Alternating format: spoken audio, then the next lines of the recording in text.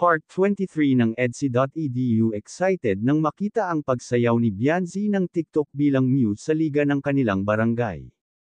Bago ko ipagpatuloy ang maiksing reaction video na ito, hiling ko lang na patapusin ang panunood nito para malaman ang nilalaman nito, at kung bago ka pa lang sa munting channel na ito, paki-subscribe para lagi kang updated sa video ng mga kalingap.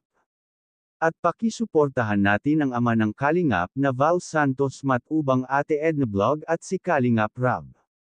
Isang mapagpalang araw sa inyong lahat mga kalingap, at shout out nga pala sa patuloy na sumusuporta sa aking YouTube channel, lalong-lalo na sa mga viewers natin na walang sawang nanunood at sumusuporta. Maraming salamat.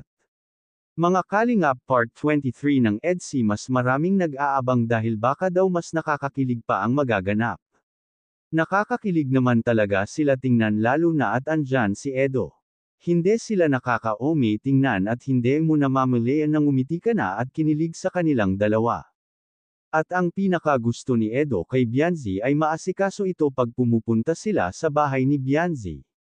Ika nga ni Edo ay katulad ni Bianzi ang hinahanap niya sa isang babae. Maasikaso, maganda at higit sa lahat masipag. Bihira na lang daw ang katulad ni Bianzi sa ngayon. Dito nga sa Part 23 ng EDSI ay bulong-bulungan na kung saan gaganapin na ang pagrampa ni Bianzi bilang muse ng kanilang barangay. Ang mga tanong ng nakararami ay, pupunta ba si Edo sa liga na para suportahan si Bianzi?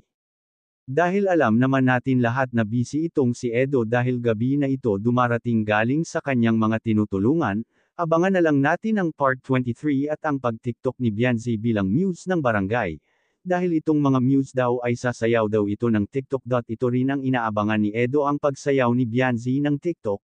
Hanggang dito na lang ang update ko mga kalingap. Maraming salamat at God bless sa inyong lahat.